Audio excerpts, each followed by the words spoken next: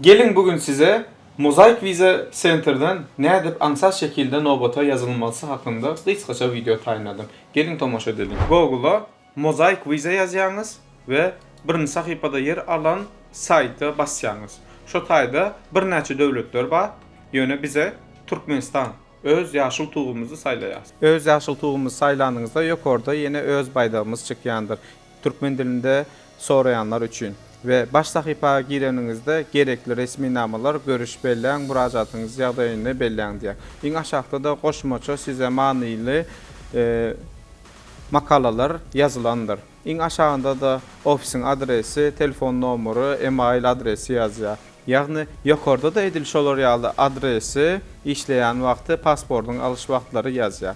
Ve gerekli resmi namalara girenimizde şu tayda umumi maglumatlar, mühim duyduruşlar, seyahatçı vizası için resmi namalara ait ya. Son umumi maglumatlara gireniz, vizanın tölegleri, dinç günleri, yağlı maglumatları görüp bilyeniz. Online hizmetlara geleniz, görüş belleğen diye. Görüş belleğen yerinde sizin Novota duruş saytını şu taydan alın ya. Adatı oçurt 200 sani, VIP oçurdu 50 sani görüşünüz yerli, eğen bir neçe oçurtlar dolun. Şimdi gelin, nedip randevu almalı. İlki bilen, neçe adam giren bolsa şunu saylayanız, pasport belginizi yazyanız, email poçtanızı ve Türkmenistan'daki numarunuzu yazıp, pitiçka koyup, indiki adıma geçeyiniz. İndiki adıma geçeninizde, ilki bilen vaktini saylayanız, vizanı saylayanız, haysi yurt rayatı bolsanız, şunu saylayanız, yani Türkmenistan'ı saylayanız. Ve aşağıda seyahat resmi namasını saylayanız, adınız, familyanız, cinsiniz, doğulan senenizi, doğulan yerinizi, maşgala yağdayınızı, ecenizin, kakanızın adını ve elbette kärinizi saylayanız.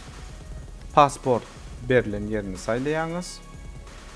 Pasportun çıkan gününü ve in sonku qutaran gününü hökmani suratda pasporttaki yalı yazyanız.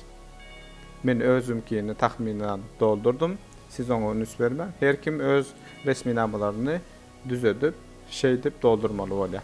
Ve aşağıda havarlaşık maglumatlarını doldurmalı olyağınız. İlki bilen adresinizi, şehirinizi, poçta kodunuzu yazyanız, email adresiniz, telefonunuz avtomatik ya ve Türkiye gidiş gününüzü ve kaçacak gününüzü tahminen şutayı yazmalı olyağınız.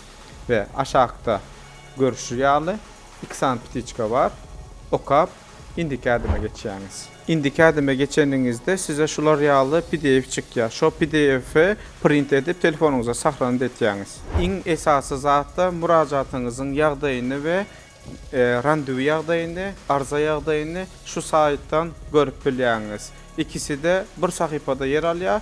Biri randevunuzun yakınlaşıp yakınlaşmadığı, yani şu sayt. Biri de konsolosluğa tapşırandan son pasportunuzun yağdayını barlamak için saytdır. Qarıştırmang. Şular yağlı peydalı maglumatlar, ilim ve bilimin adresi Alazim danışmanlıkta.